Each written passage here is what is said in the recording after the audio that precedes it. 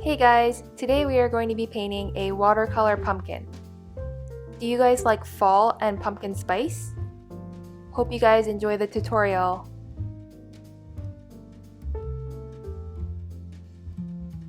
For today's tutorial, we're going to be using the Sublime Watercolor pack and the vintage canvas. Everything will be linked below. I've drawn a sketch so you guys can download that and insert it like this. Go to add and insert a photo. So once the sketch has been added, we'll go to the layers panel here and make a new layer. And now we're going to start painting. And so let's pick out a color first. I think I'll go with a very light orange. And for our brush, we're going to be using the translucent round brush. You can also use the hard edge round brush, but I'm going to be using the translucent round.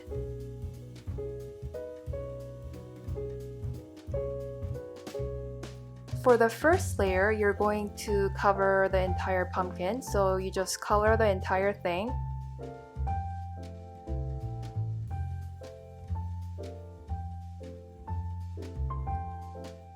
If you have overlaps like this, you'll want to use the basic blender, this one here, and just blend it out.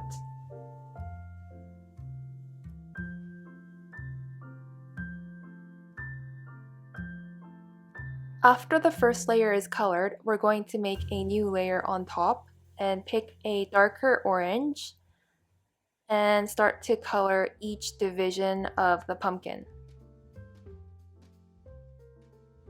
It's best if you color within each division, so like this, you don't go over the pencil lines. This is because the brush has a hard edge effect, just like real watercolor when it dries. So if you'd like to preserve this effect, you'll want to color each section separately.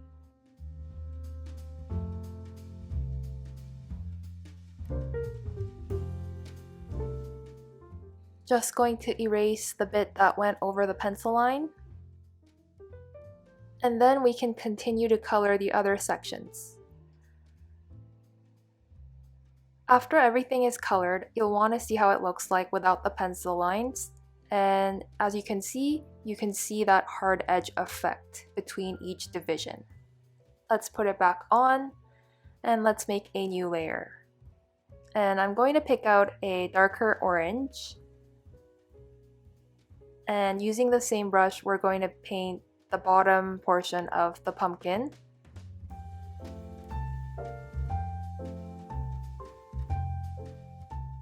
Just like real watercolor, layering colors is really important because it creates depth and makes the object look 3D.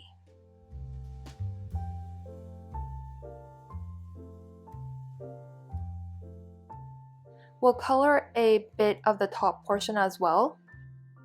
Now let's use the basic blender to blend out these hard edges.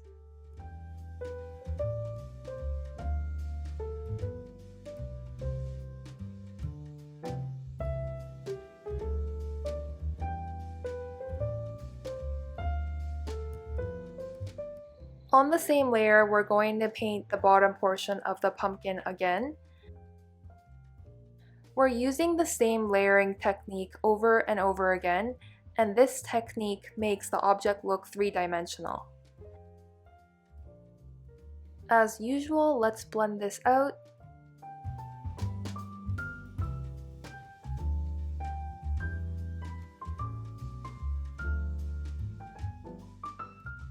Now, I would like to see how it looks like without the sketch lines. So let's turn that back on and make a new layer. And this time I'm going to pick out a brownish red, brownish orange. And I'm going to color the bottom portion of the pumpkin again. A little sparse this time, adding lines here and there.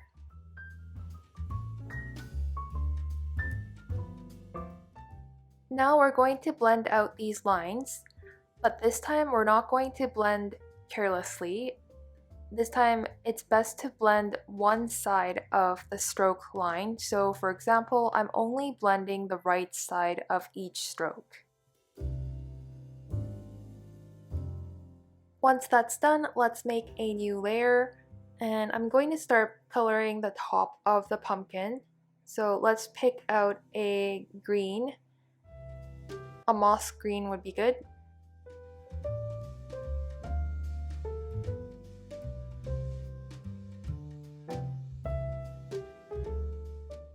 As you can see, I'm using the layering technique again, just to intensify some of the areas.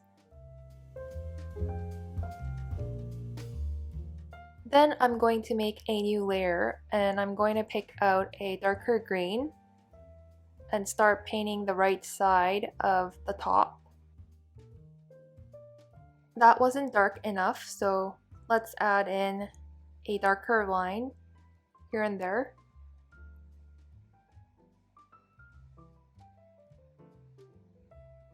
And you'll also want to blend out these lines again, just like how we've colored the pumpkin.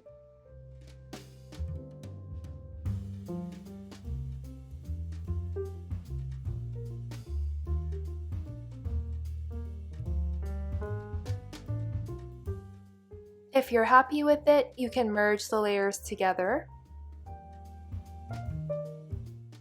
Afterwards, we're going to make a new layer on top of the pumpkin layer and make that a clipping mask. And we're going to grab a dark red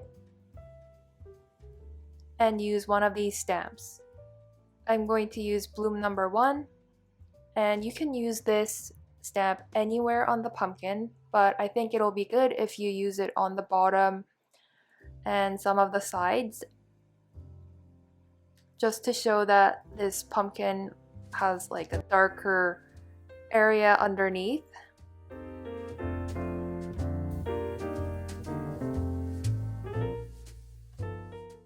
Now we'll do the same thing to the top of the pumpkin as well. So let's make a new layer on top and make it a clipping mask. And I'm going to grab like a brownish color.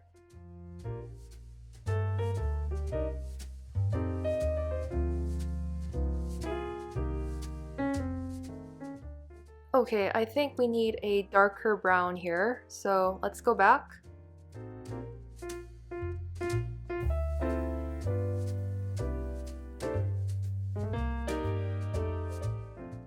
Again, if you're happy with it, you can merge the layers together and make a new layer on top. And I'm going to grab a dark brown, well, kind of a medium brown, and use the translucent round brush again and draw some lines here and there, just to show that this top is not just smooth.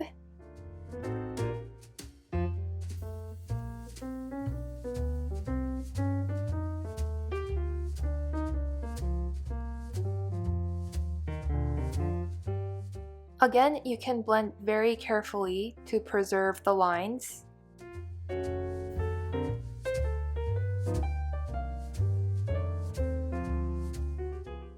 Now we'll work on the bottom portion again. But first, let's merge the layers together.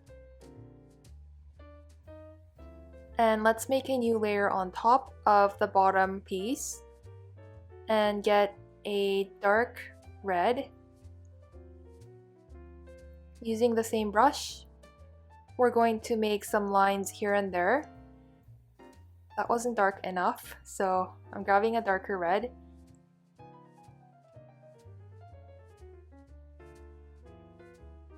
I'm just drawing some lines where the pencil lines are.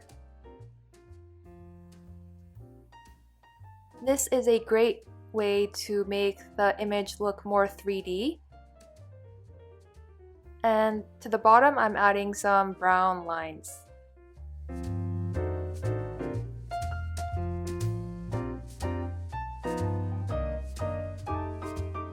As always, we're going to blend these lines out.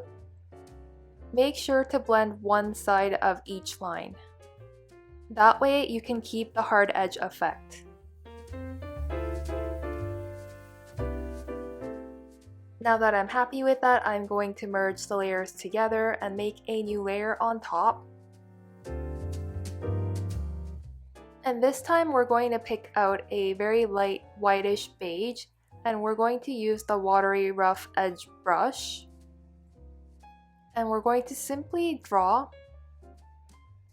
a line where the pencil lines are, but that one was too dark, so I'm going to get a lighter color. And just like this, you can color on the top of these pencil lines, just here and there and not covering the entire line.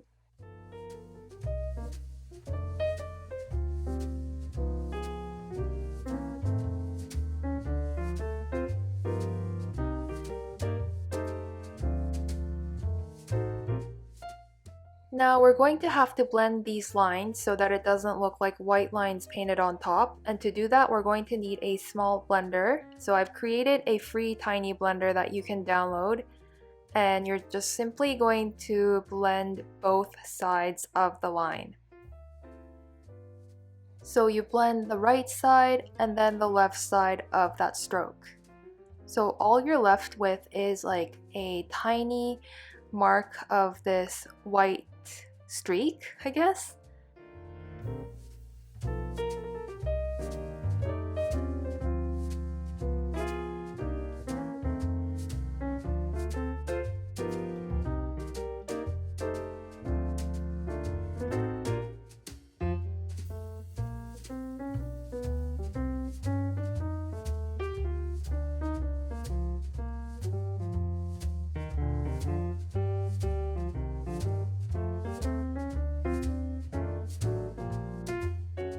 If it stands out too much, you can lower the opacity down and it will fit in a lot better. And I'm going to continue blending.